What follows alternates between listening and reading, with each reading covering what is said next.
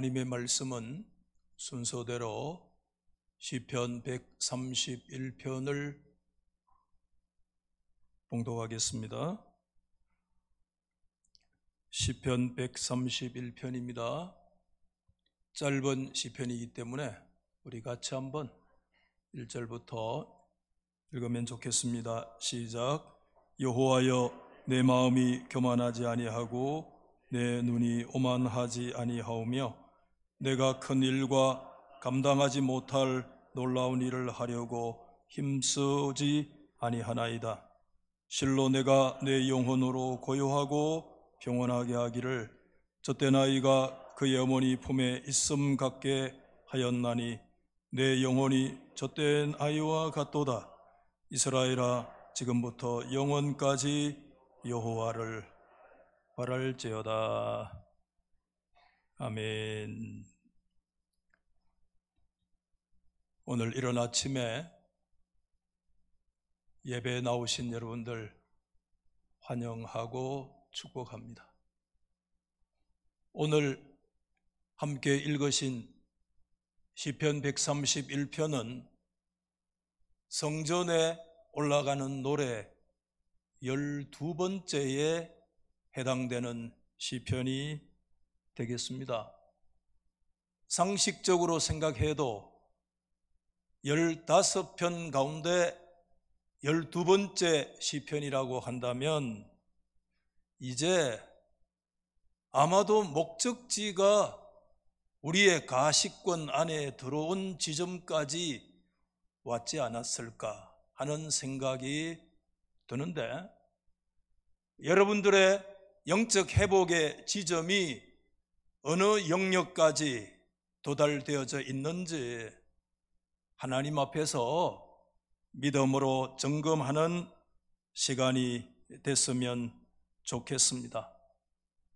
이제 두세 모퉁이만 돌면 순례자들이 그렇게 그리던 그들의 목적지 시온산 위에 세워진 하나님의 성전에 당도하게 될 것입니다. 이런 때는 뭐가 필요한가 하면 영적 격려가 필요해요. 한 사람도 낙오하거나 길을 잃어버리지 않도록 응원해주고, 그렇죠? 믿음으로 밀어주고, 끝까지 가는 거 봐라 이렇게 하면 안 되고, 아버지 힘을 좀 더 내세요. 할아버지 더 힘을 내세요.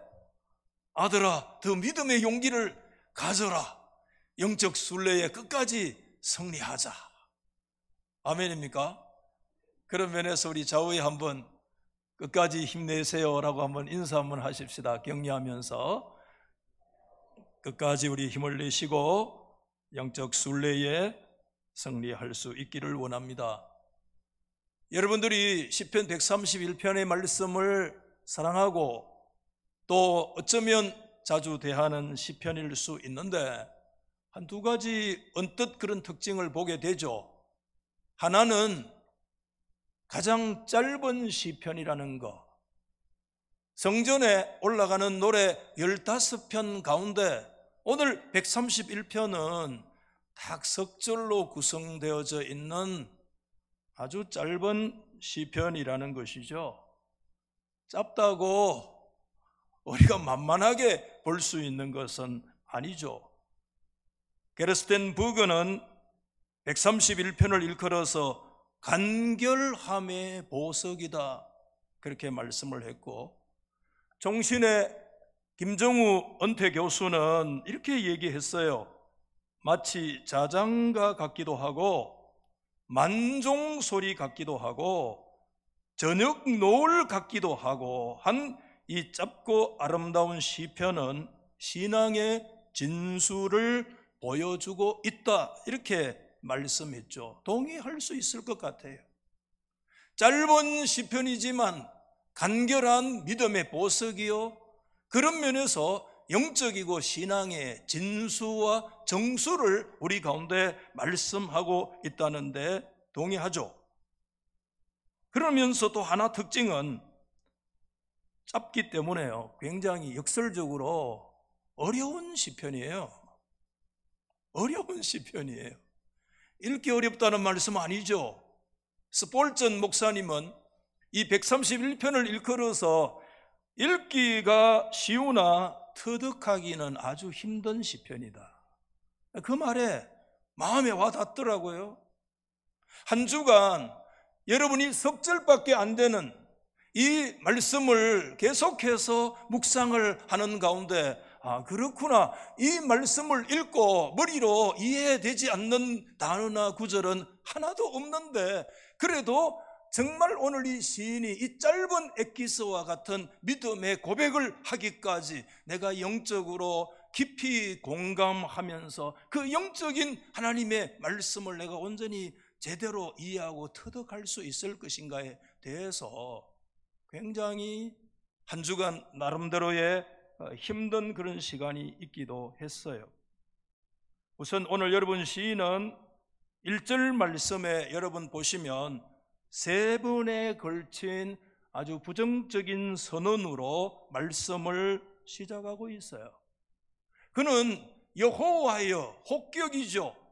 하나님 여호와를 부르면서 하나님 여호와 앞에서 나는 무엇 하지 않습니다 라고 하는 형식을 삼중적으로 선언하고 있습니다.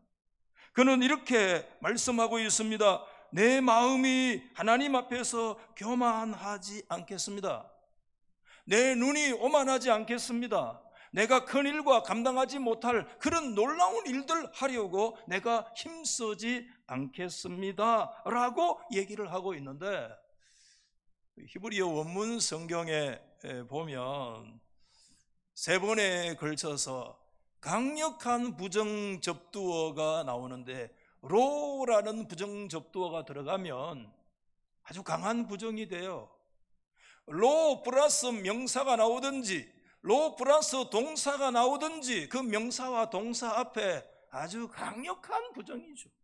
명사인 경우에 여러분 대표적으로 호세아 성경 말씀에 하나님은 호세아와 고멜 사이에 두 번째 딸이 태어났는데 이름을 붙였어요. 루하마. 그러면 뭐죠?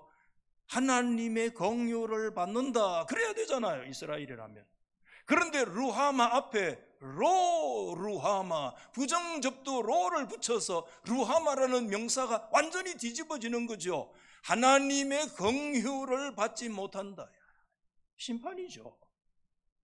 하나님이 이름을 지으라고 했는데 루하마가 아니라 루하마. 세 번째 아들을 낳았습니다. 그 아들의 이름을 하나님이 붙여주셨습니다. 이스라엘 백성들이 자긍심을 가지고 있는 게 한 단어가 있다면 암미, 내 백성, 하나님의 친백성 된 거, 이거 이스라엘을 이스라엘 되게 하는 가장 제일 자긍심의 표준이 그곳에 있잖아요. 그런데 그 암미 앞에 뭐가 붙어요? 로암미. 뭡니까? 내 백성 아니야. 하나님과 관계없어. 하나님과의 모든 관계는 끊어진 거야. 하나님과 이혼한 상태에 있을 때 하나님이 로암미라고 얘기했잖아요. 그런데 비해서 오늘 1절 말씀에 보면 동사 앞에 세 가지 로가 붙어 있는 것을 보게 되는데, 로카바흐라고 하는 거, 이게 뭐죠? 교만하지 않는다라고. 카바흐라는 동사, 단동사가 문자적으로는 높다 그런 뜻이거든요. 그러니까 높지 않는다, 로를 붙이고, 로라무, 역시 문자가 단어는 다르지만 높다는 뜻이에요. 높지 않는다. 로 할라크티 뭡니까? 내가 그렇게 애쓰지 로 않는다. 아주 강력한. 그래서 여러분, 부정적인 내용들 앞에 부정어를 사용을 해서 오히려 긍정적으로 굉장히 어떤 신앙적인 믿음의 결단을 보이고 있잖아요. 삼중적으로. 여러분, 히브리인들의 관점에서 세 번을 반복한다는 것은 최고의 강조라고 계속해서 여러분 말씀을 드렸잖아요. 마치 오늘 이 시인은 이 세상을 살아가면서 자신이 결코 행하지 않을 것 같은 그런 자세로 하나님 앞에서 로가바흐, 롤라무, 로할라크 그러면서 안 하겠습니다, 아닙니다, 아닙니다 라고 강력한 그런 말을 앞에서 결단을 얘기하고 있잖아요. 여러분, 우리가 오늘 이런 1절의 말씀을 우리가 대하면서 그냥 그 주신 말씀대로 우리가 받고 하면 되죠. 우리가 이 주석가 모티어의 짧은 주석을 제가 이번에 굉장히 사랑하게 됐는데, 모티어가 이렇게 놓고 질문을 던지더라고요. 시인은 어떤 여정을 지나왔기에 스스로 정당하게 생각했던 자긍심에서 벗어나서 겸손과 안식으로 들어가서 처음으로 이와 같은 아름다운 시를 그가 불러일으킬 수 있었단 말인가? 이렇게 번역된 내용을 읽으니까 좀 어색하죠.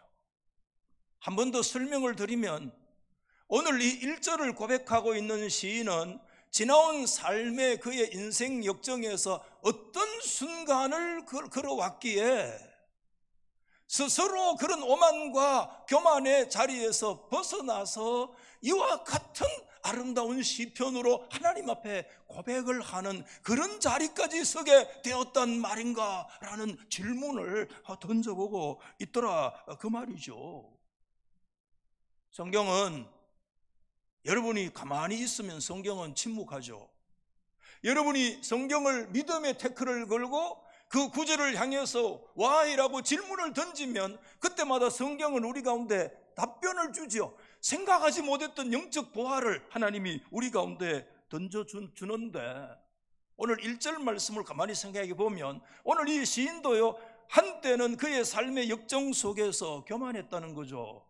그의 삶 속에서 굉장히 오만했죠. 그의 마음이 높았고 그의 눈도 높은 데 두었고, 정말 그가 택도 없는 그런 것들을 자기 인생에서 목표로 두고 그것을 이루려고 나름대로 열정 보이고 오만 그런 삶을 살아왔다고 얘기를 하고 있다는 것이죠. 그런데 그의 삶 속에서 그가 어떤 여정을 거쳤기에 하나님 앞에서 이렇게 얘기합니까? 나는 교만하지 않겠습니다. 로 가바우, 로 라무, 로 할라크라고 말할 수 있는 그 이유가 뭐냐?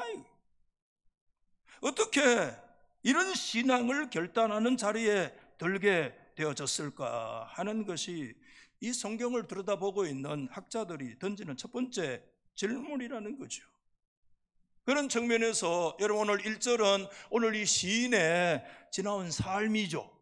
이 시인이 하나님 앞에서 드리는 현재적인 신앙의 고백이기도 하죠. 때로는 그 시인이 하나님 앞에서 자신과 그 삶의 여정 속에서 싸웠던 영적 투쟁의 결과라고도 말씀할 수 있겠죠. 그래서 하나님 앞에 나는 교만하지 않겠습니다. 하나님 앞에 나는 오만하지 않겠습니다. 이제는 그렇게 마치 내가 내 삶의 인생의 주인인 양 내가 그렇게 살지 않겠습니다 라고 말할 수 있는 게 뭐냐 하면 영적 싸움의 결과죠.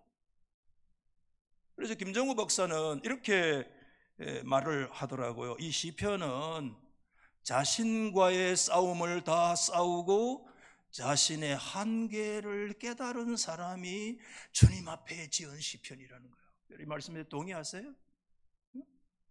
그냥 시를 위한 시가 아니에요.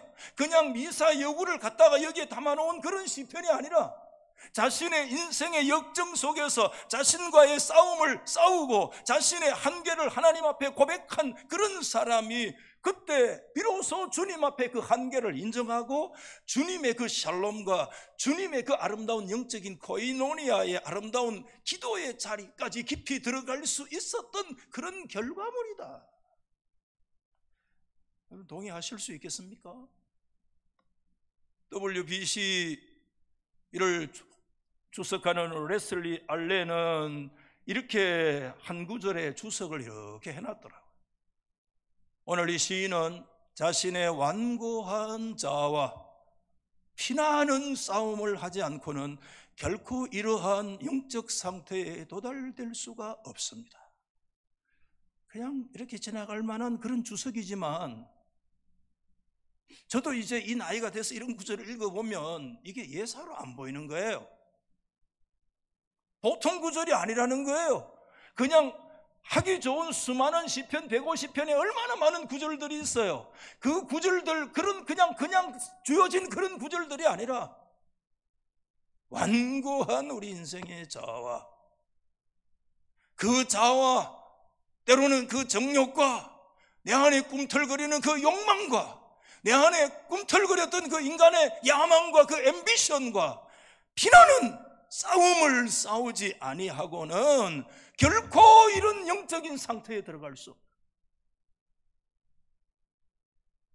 수많은 자신의 뜻의 발로 막 일어나잖아요. 안 일어납니까? 안 일어납니까, 여러분? 오늘 박 목사 혼자 일어납니까?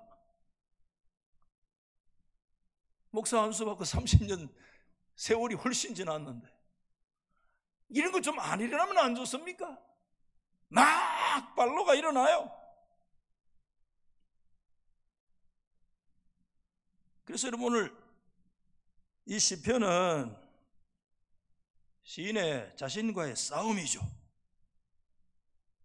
우리 신앙은 자신의 완고한 내적 자아와의 싸움이죠. 싸움의 결과로 오늘 시인이 뭐라고 얘기합니까? 여호와여, 나는 교만하지 않습니다. 이렇게 말하는 거예요. 오만도 얘기하고 인간의 쓰잘데기 없는 그런 큰일도 내가 하지 않겠다는 얘기를 세 차례 표현을 달리해서 말씀하고 있기는 합니다만은 오늘 이 시편의 1절에서 사실상 얘기하는 주제는 하나죠. 그 교만이죠. 하나님 앞에 내가 교만하지 않겠다는 것이죠. 이런 영적 결과에 도달되기까지 피나는 영적 내적 싸움과 그런 자신과의 그런 투쟁의 결과로 나는 하나님 앞에서 나는 그렇다라고 얘기할 수 있는, 저와 여러분들이 어느 지점까지 와 있을까요? 오늘 이 시편은 굉장히 조심스러워요. 한 주간 내내 읽어보면서 설교하기가 굉장히 힘들어요. 이런 설교는. 왜냐하면 자칫 잘못하면 이 앞에서 설교하는 사람은 오늘 이 말씀 속에 스스로를 객관화시킬 가능성이 굉장히 많거든요. 성도들을 그냥 대상으로 두고 교만하지 말라고 그렇게 설교할 가능성이 굉장히 많은 구절이거든요. 그런 말씀 아니에요. 타인을 보게 만드는 그런 말씀이 아니고 오로지 하나님 앞에 우리 자신을 실존으로 세우는 그런 말씀이지 않을 수가 없어요. 아까 말씀드린 것처럼 이 단어 교만과 오만이라는 가바흐와 라무라는 단어 문자적으로 뭐라고 그랬어요? 높다, 그런 뜻이거든요. 그래서 1절은 이렇게 문자적으로 말할 수 있죠. 여호와여, 나는 마음을 높은 데 두지 않고 내 눈도 높이 두지 않겠습니다, 그런 뜻이에요. 문자적으로 교만과 오만이라는 것은 우리의 마음의 상태를 높은 데 두는 거예요. 다른 사람보다 더 높은 데 두는 거예요. 상대적으로 내가 우월하다고 두는 장소, 그게 뭐냐 하면 가바흐요, 라무예요. 그게 성경에서 말하는 교만과 오만이라는 단어가 상대적으로 내가 높습니다 라고 말하는 거예요. 이게 교만이에요. 저는 한 주간 내내 이 석절밖에 안 되잖아요. 한 10절쯤 되면 그래도 막 이렇게 막 플롯도 세워보고 막 오만 짓을 해요. 막 몸살이 나요. 설교 한번 하고 나면 어떨 때는. 그러나 이 석절밖에 안 되잖아요.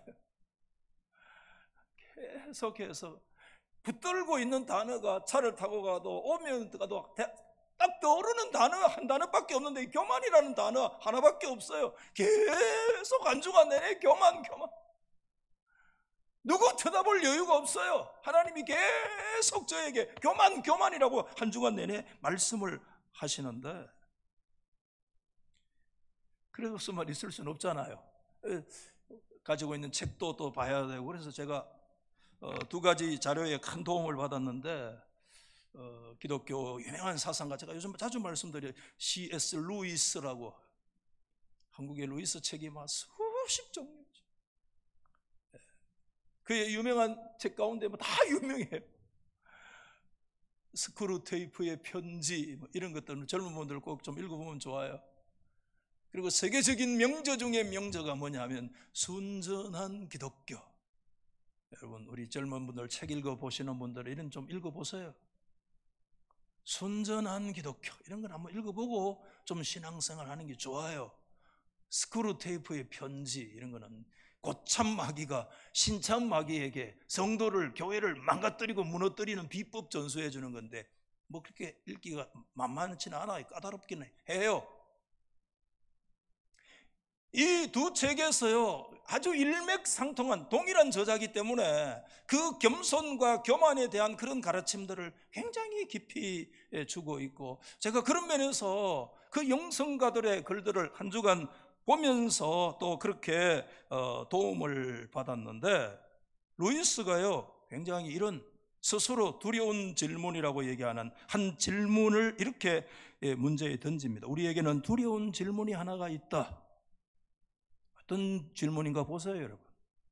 그것은 분명히 교만하기 짝이 없는 사람인데 자기는 하나님을 믿는다고 하면서 아주 신앙적으로 행세하는 사람인 경우를 우리는 어떻게 생각해야만 하는가 하는 문제예요. 여러분, 이게 누구의 문제입니까? 어느 특정인의 문제예요? 아니잖아요. 이 두려운 질문은 오늘 한 주간 내내 교만이라는 단어에 붙들려서 오며 가며 전전긍긍하고 가슴을 치면서 하나님 앞에 나아갔던 오늘 이 자리에 설교하고 있는 목사 저의 문제죠. 저에게 던져지는 두려운 질문이죠. 교만하기 짝이 없는데 하나님을 믿고는 있는 것 같고, 그러면서 신앙적으로 아주 행세는 하고 있으나 영적으로 보면 아주 교만하기 짝이 없는 이 문제, 이 두려운 문제를 우리가 어떻게 해결해야 되고 이거 어떻게 우리가 생각해야 되는가 하는 질문에서 이 문제를 접근해 들어가려고 하는 거예요. 여러분, 오늘 이 질문을 가만히 들여다보면 우리 신앙인들조차도요 교만이라는 단어가 굉장히 좀 부정적인 어감으로 익숙하잖아요. 그래도 그렇죠? 예수 안 믿는 어느 누구보다도 이런 단어가 여러분에게 익숙하지만, 그러나 가만히 이런 질문을 보면요 뭘 알 수 있는가 하면 신앙인들조차도 사실상 그 교만의 내적이고 분명한 정체를 잘 모르고 있다는 거예요. 잘 몰라요. 교만이 뭔지 잘 몰라요. 어느 목사님이 결혼 주례를 할 때마다 주례에 이런 얘기를 한대요. 그분의 설교를 제가 직접 들었어요. 신혼신부 이제 신랑 신부 앞에 이렇게 세워놓고 주례를 하는데 이렇게 한대요. 한번 받아봅시다. 교만하지 마라. 해봐요. 교만하지 마라. 그러면 이렇게 전부 다 쳐다본대요. 아이, 목사님이 결혼 주례인데 이 주례사하고 교만하지 마라고 뭔 관계가 있느냐고 그런데요. 사실 뜬금없잖아요. 그렇죠? 그분의 말씀하는 의도는 뭔가 하면, 교만하지 마라 이 말씀 뭐냐 하면 굉장히 깊은 얘기를 하는 거죠. 네 인생의 삶을 살아갈 때 노력만 하면 돼, 실력만 있으면 성공해, 그게 인생관이 돼서는 안 된다는 거예요. 노력만 하면 내가 돼. 세상 시대 정신은 그렇게 가르치는데 내가 열심히만 하면 돼. 아니야. 사람이 밥을 먹고 살 수 있도록 하시는 것은 전적인 하나님의 축복이라는 거죠. 아멘. 일을 하고 열심히 하는 것은 하나님이 내게 주신 기쁨이요 하나님의 축복이라는 거예요. 내가 열심히 노력해서 일하고 먹는 것 같지만 아니라는 거예요. 먹고 쓰고 살게 하시는 분이 누구냐면 하나님이시죠. 네가 열심히 하면 돼, 노력만 하면 돼. 마귀는 우리에게 그런 시대 정신으로 계속해서 몰고 가요. 일의 노예가 되게 해요. 그래서 상호 비교에 붙들리게 만들어요. 여러분 열등감에 붙들리게 만들어요. 시기심에 붙들리게 만들어요. 그렇게 해서 일의 노예가 돼요. 행복이 없어요. 그래서 신혼여행 가면서부터 싸우고 돌아온다는 거죠. 무슨 말인지 이해되죠? 교만이 뭔가?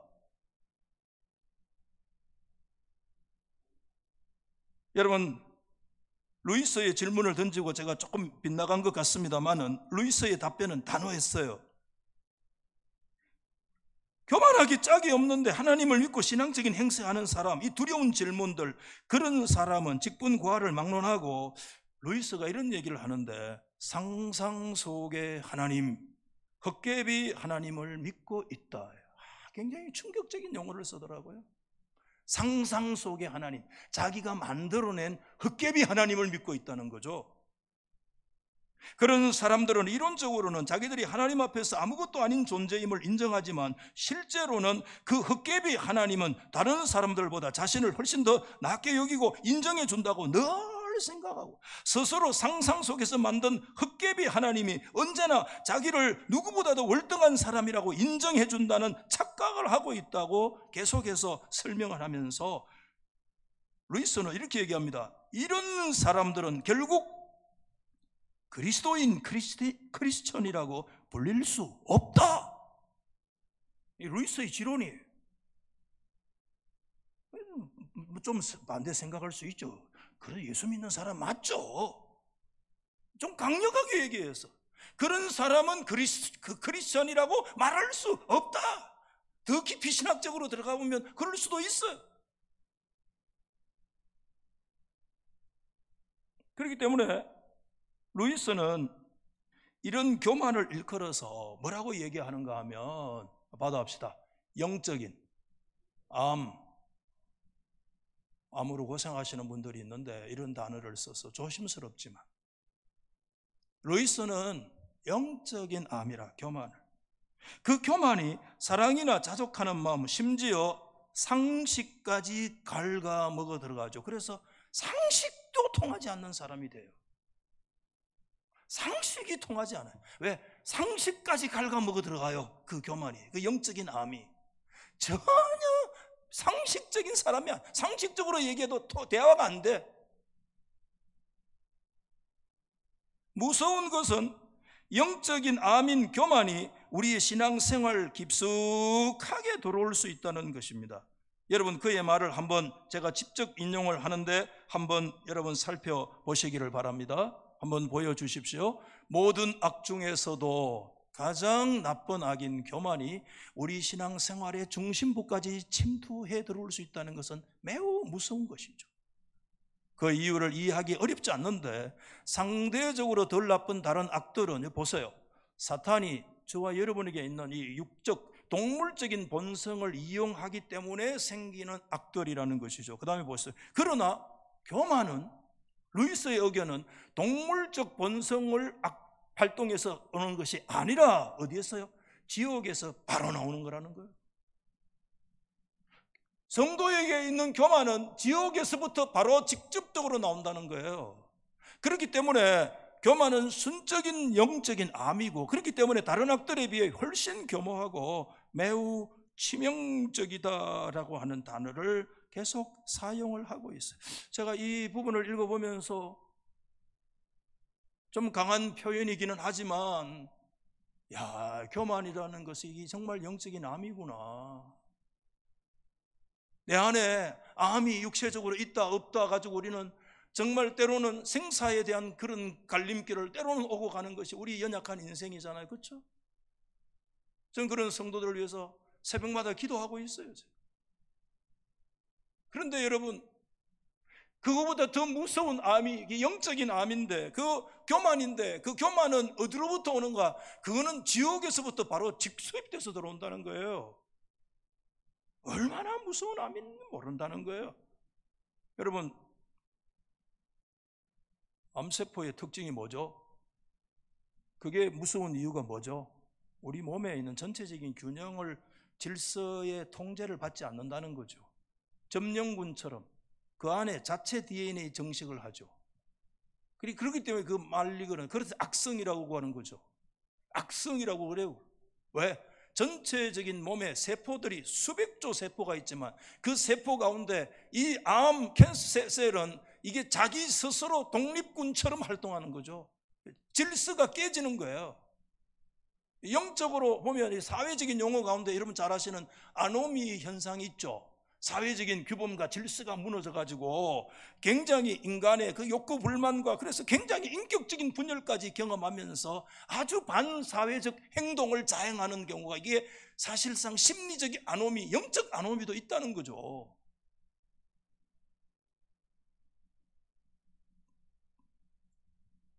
하나님의 말씀을 통하여서 통제가 되지 않으면 우리는 영적인 암이 걸렸구나 이렇게 생각하면 돼요.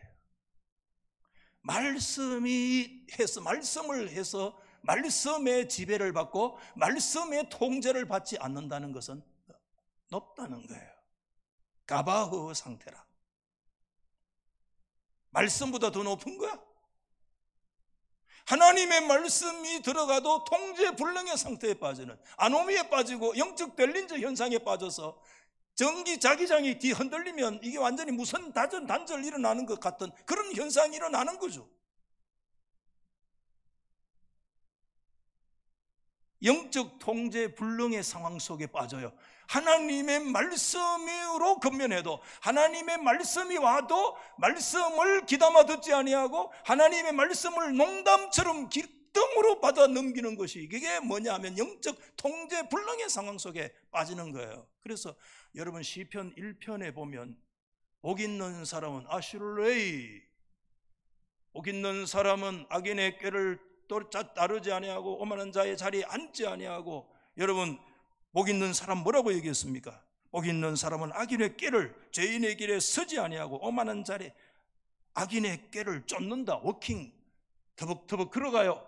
그 다음에 여러분 죄인의 길에 서다, 워킹 하다가 스탠딩, 섰버려요. 그 다음에 오만한 자리에는 시팅, 완전히 주저앉아 버리는 거죠.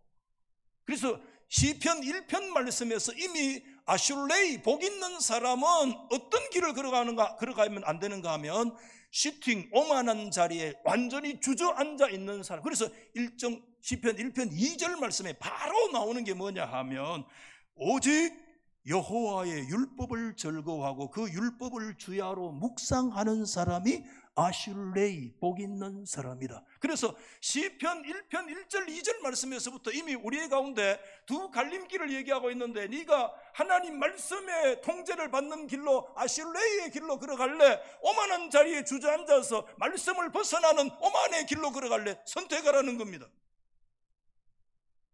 선택하라는 겁니다. 영적 통제의 불능의 상황 속에 하나님의 말씀이 안 먹혀 들어가요. 내 열망이 있으면 하나님이 빠져 있어요. 내 감정이 있습니다. 하나님의 주권이 빠져 있어요. 설교 준비하다가 들었던 이야기인데, 이스라엘에 목사님이 유학을 갔어요. 그때 그 유학 간 목사님이 그때 이제 그 이스라엘의 저 시골의 한 목동을 만나서 그 목동이 들려주는 이야기를 이제 들었대요. 어느 날 들판에 그 양들을 막 먹이려고 뭐 깻묵 이런 것도 막 이렇게 먹이는 모양이라요. 그래서 깻묵 창고가 있는데 깻묵 창고에 불이 난 거야. 그러니까 막 이 깻묵 창고에 불이 나니까 막 이 고소한 냄새가 막 온 들판에 막 퍼져나가기 시작하는데, 저 들판에 막 수백 수천의 양떼들이 막 풀을 뜯어먹고 있다가 어디에서 막 고소한 냄새가 오니까 그 고소한 냄새에 막 휘말려가지고 그 냄새 방향을 찾아오니까 그 불 붙어서 막 활을 타고 있는 창고에 막 이 양떼들이 막 몰려 들어오기 시작하는데, 목자가 막 막매이를 들고 막 이리 쫓아나면 저리 오고 저리 쫓아나면 막 끊임없이 막 미친 듯이 막 달려드는데, 불은 못 끄고 그 밀려 들어오는 양떼들을 막는다고 막 한나절이고 막 하루 막아보니까요, 막 이틀이고 3일이고 완전히 뻗었다는 거예요. 완전히 뭐 알아 넣었다는 거예요. 그러면서 그때 그 목동이 그런 얘기를 하더라는 거예요. 그렇게 평소에 목자의 말을 잘 듣던 그런 양들이 그날따라 미친 듯이 목자의 말을 전혀 듣지도 아니하고, 아무리 때려도 불에 타서 죽을 줄도 모르고 깻묵 냄새에 홀려가지고 밀려 들어오는 걸 보고 굉장히 무서웠다는 거예요. 무서웠다는 거예요. 여러분 뭔가 느껴지지 않아요?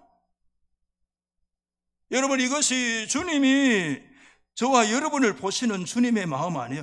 주님의 음성이 아무 소용없는 거야. 목자의 음성이 아무 소용없는 거야. 뭐가? 내 안에 한번 욕심이 발동하기 시작하면, 내 안에서 내 마음에 하고 싶은 발동이 일어나기 시작하면, 내 안에 한번 내 감정이 발동하면, 내 정욕이 한번 발동하면 하나님이 아무리 막아도 아무런 소용이 없어요.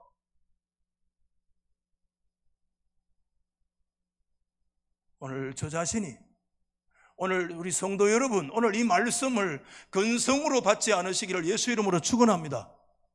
하나님이 아무리 막아도 아무리 안 돼 그러지 마. 막대기로 막 때리고 그래 맘 먹지 마. 그러면 안 돼. 마음 풀어. 아무리 두 때리고 때려도 너 이를 앙시 물고 딱 물고 안 오면 현상이 오는 거야. 영적 델린저야. 통신 두절이 와. 일대 혼란이 일어나. 영적 분열이 일어나.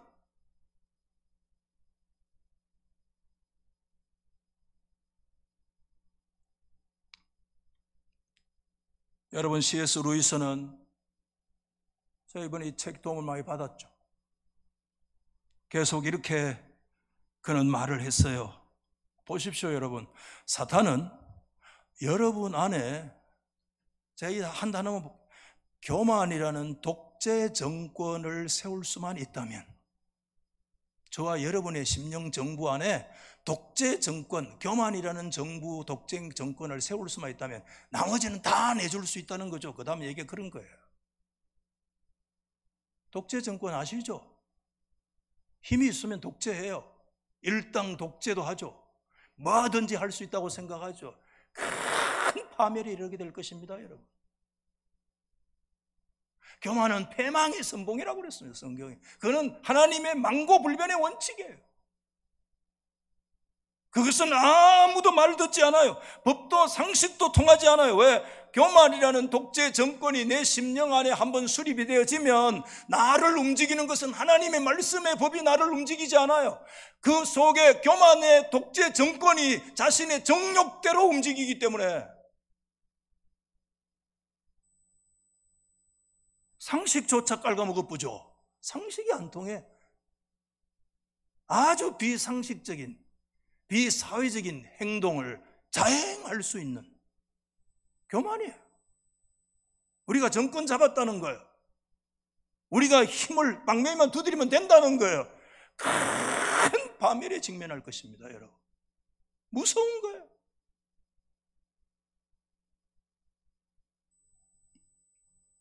오늘 여러분 계속해서 제가 이 말씀만 드리고 있을 수는 없는데, 오늘 본문의 말씀이 석절이라서 저도 막 좀 내적 분열이 있어요. 오늘 이 말씀을 따라서 한두 가지로 좀 정리를 하면서 말씀에 좀 더 침잠된 그런 교훈으로 말씀을 마치려고 하는데, 첫째는 한번 받아십시다. 자신의 한계를 수용하자. 여러분, 한계를 수용하고 계세요? 인생에 60이 되고 70이 됐는데도 아직까지 자기 인생의 한계를 수용하지 못하고, 하나님 앞에서 여러분 오늘 1절 말씀에 이 새로운 번역에 보면 이렇게 되어 있어요. 주님, 이제 내가 교만한 마음을 버렸습니다. 오만한 길에서 돌아섰습니다. 그 다음에 이 번역이, 새 번역이 참 마음에 들어요. 너무 큰 거 가지려고 나서지 않겠고 분에 넘치는 놀라운 일을 이루려고도 하지 않겠습니다. 왜? 뭡니까 이거? 하나님 앞에서 자기 인생의 한계를 인정하고 수용하기 시작한 거예요. 아, 하나님이 우리 인생의 주인이시구나. 아멘? 아멘? 하나님이 계시는구나. 응? 여러분, 제가 뭐 횟수가 자랑입니까? 담임 목회가 28째, 28년을 담임 목회를 했는데, 담임 목회를 하면서 한 가지 배우는 신학이 있어요. 그게 뭐냐 하면 자신의 한계를 하나님 앞에 솔직하고 정직하게 인정하는 거. 지금 생각해도요, 하나님의 축복이기도 했지만 하나님께서 저를 그분의 저울에 정말 시계 달아보셨구나 생각이 드는데, 나이 31살에 120, 30명 되는 교회 담임 목사로 보냈어요. 31살에. 진짜 뭘 했는지 6년 3개월 목회했는데 뭐 했는지 모르겠어. 근데 열심히 했어요. 열정 있죠? 알죠? 열정과 비전의 색깔은 비슷합니다. 금메달과 동메달의 색깔은 빛의 방향에 따라 비슷하지만 질은 전혀 다릅니다. 앰비션과 비전은 다릅니다. 야망과 인생에 하나님이 주신 꿈은 건 달라요. 하나님이 목사를 안 만지는 줄 압니까? 여러분보다 하나님은 특별히 더 많은 관심을 갖고 계세요. 계속 만지세요. 하나님의 거룩한 손으로 계속 만져. 그게 신학이야. 신학은 신학교 교수가 책을 써서 배우는 게 아니고 삶의 현장에 우리가 죽을 때까지 신학자만, 목사만 신학하는 게 아니에요. 우리 인생 내내 하나님이 우리 인생을 그분의 손길로 만짐을 당하는 게 신학이야. 우리 인생을 하나님이 계속 만져요. 하나님께서 앰비션 속에 비전을 골라내시더라고요. 열망 속에서 하나님의 뜻을 골라내시더라고요. 하나님은 우리의 열심과 열망 속에 노력하면 돼, 열심히 하면 돼 속에 흥감하고 넘어가시는 분이 하나님이 결코 아니더라고요. 그 열망 속에, 그 열망을 때로 사용하시기도 하시지만, 그러나 그 열망 속에서 반드시 그냥 훅 떠내려가시는 하나님이 아니라 그 열망 속에 하나님의 비전, 하나님의 묵시를 하나님은 반드시 성취하시는, 할렐루야. 우리 하나님 그런 분이에요. 제가 31살에 목회하러 가가지고 열심히 했겠죠. 열심히 했겠죠. 성격 얻어 가겠습니까? 열심히 막 뛰고 했죠. 근데 뭐 교인들이 뭐 이래 한두 사람 모이기도 하고. 근데 이상한 현상이 뭐냐면 아가씨들이 시집을 가도 교회를 안 떠나고 자기 신랑을 다 데리고 오고 이러더라고요. 그래서 제가 6년 반 목회하면서 시집 가가지고 신랑들 데리고 간 사람은 거의 없었어요. 나 이상하다. 제가 아는 상식은 시집 간다고 데려가는데, 따라가는데 안 가는 거야. 뭐 그 지역적인 상황도 좀 있겠죠. 네. 그래서 난 다 그런가 싶었어요. 근데 이 교회 와보니까 좀 시집을 다 가더라고. 훌훌 뒤도 안 돌아보고 가더라고. 굉장히 사실은 그게 여러분은 당연한 것처럼 저는 굉장히 그게 좀 적응하기가 힘들었어요. 그런 한 예를 통해서 그때부터 하나님이 이렇게 만지더라고요. 하나님이 어느 날 물구나무를 세우더라고요. 제가 보는 방향으로 하나님이 계속 보시는 게 아니었어요. 하나님은 정반대로 보고 계셨어요. 그래서 제가 못 보니까 저를 물구나무를 세워서 하나님의 뜻을, 그 주님의 심장 속에 있는 뜻을 조금이라도 더 보기를 하나님이 원하시더라고요. 어느 새벽에 눈물로 기도하는데 그때 하나님께서 저에게 구약의 한 말씀, 신약의 한 말씀, 이런 말씀을 저에게 주셨어요. 예레미야 13장에 하나님께서 구서인이 그 피부를, 표범이 그의 반점을 변하게 할 수 있느냐? 신약성경 베드로전서 5장 5절 말씀에, 마태복음 5장 36절에 하나님 예수님께서 말씀하시기를 뭐죠? 맹세하지 마라. 맹세하지 마라고 말씀을 하는 맹세조에서 하시는 말씀이 네 머리로도 맹세하지 마라. 왜? 네가 한 트럭도 희고 검게 할 수 없다. 단정적으로 말씀하시다. 그때 하나님 앞에 다시 하나 신학을 더 하나 깨달았어요. 주님이 하시는구나. 사람을 변화시키는 것은 목회가 아니구나. 이거는 하나님의 역사구나. 아멘. 아멘. 그러므로 여러분, 오늘 이 말씀이 내가 그렇게 하겠다, 그렇게 하지 않겠다는 말씀은 뭘 얘기하는가 하면 하나님을 인정하고 하나님 앞에 자신의 한계를 깊이. 두 번째 정리할게요. 두 번째, 하나님을 진실로 만나라. 좀 싱거운 단어처럼 들립니까? 그러나 굉장히 여러분 두려운 단어예요, 이 말씀이. 왜냐하면 왜 오늘 이 교만을 주제로 얘기하면서 제가 하나님을 진실로 만나라고 얘기를 하는가 하면, 교만한 상황 속에서는 역설적으로 하나님을 제대로 못 만났다는 거예요. 아직까지 하나님을 아직 못 만난 거야. 높은 곳에 마음을 두고 눈을 두는 것은 높은 하나님을 보지 못한 거예요. 하나님보다 더 높은 데 자기가 있는데 하나님이 안 보이는 거예요. 하나님을 못 만난 거예요. 입에 하나님을 얘기하는데 하나님을 진실로 만나지를 못한 거예요. 굉장히 역설적이에요. 굉장히 불행한 거예요. 마지막으로 C.S. 루이스의 글을 한번 소개를 할게요. 하나님과 여러분이라는 이 하나님과 내 자신의 이 두 요소가 어떤 식으로든지 참되게 만나야 된다는 거예요. 엔카운터가 일어나야 돼요. 엔카운터.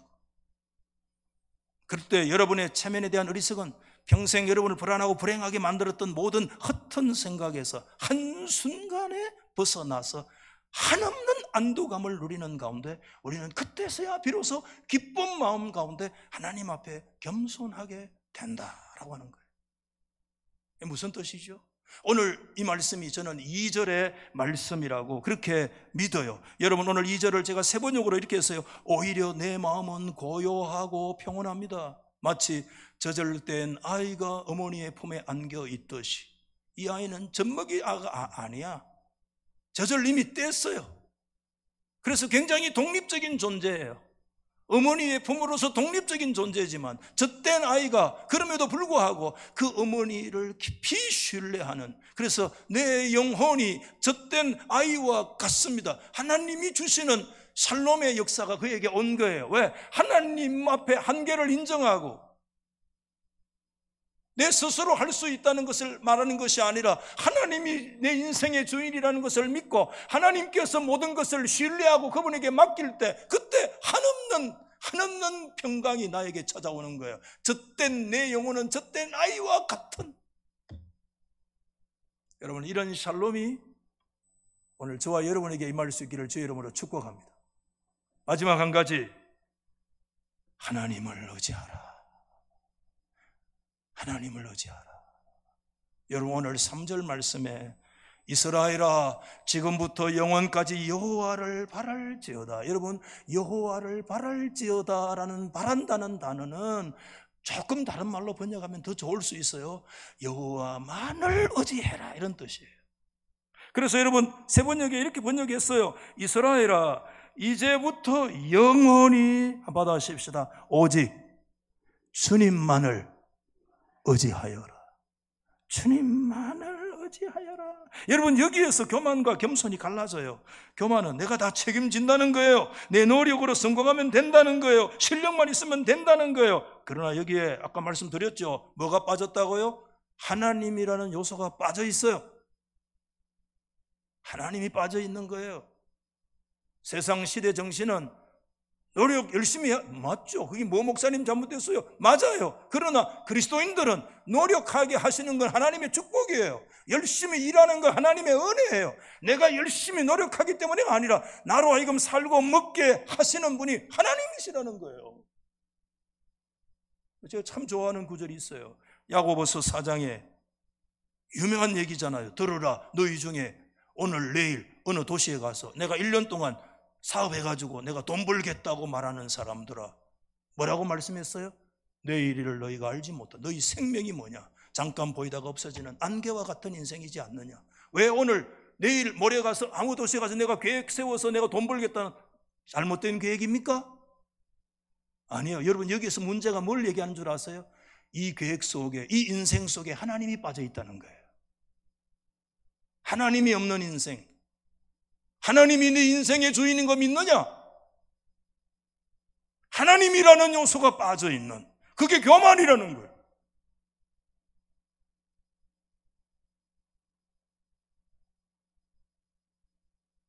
여러분, 우리 하나님을 깊이 하나님만 의지할 수 있기를 주의 이름으로 축복합니다.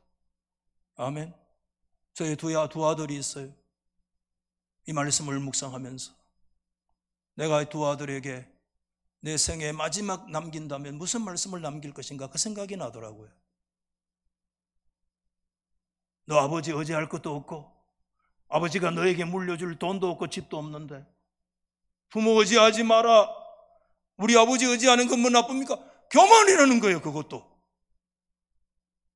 부모의 재산 의지하는 것도 교만이고 부모 백 의지하는 것도 교만이고 부모의 것을 의지하는 거 다 교만이라는 거예요. 주님만을 의지하라. 아멘 하세요. 사랑하는 두 아들들, 저는 우리 사랑하는 교육자들 개인적으로 제가 잔소리도 하지만 굉장히 사랑해요. 저는 사실 우리 후배 교육자들이 그래도 저 선배라고 이렇게 쳐다보고 있잖아요. 그래서 조심스럽죠. 제가 우리 후배 교역자들에게 난 이런 말을 하고 싶어요.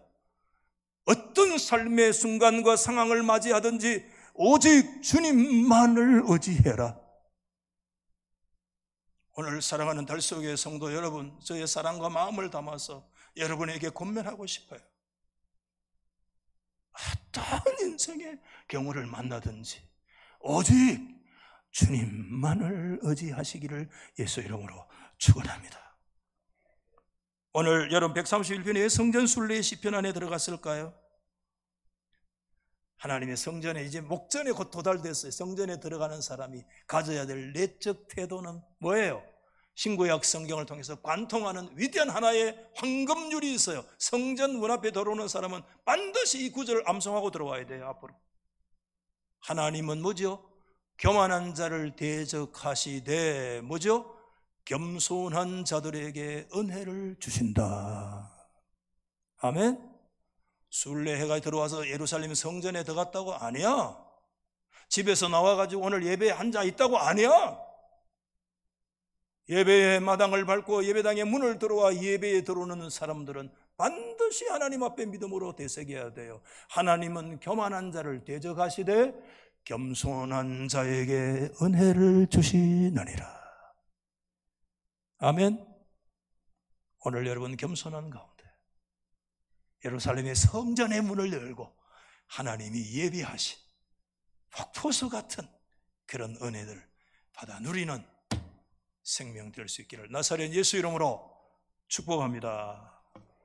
여러분 찬송가 오늘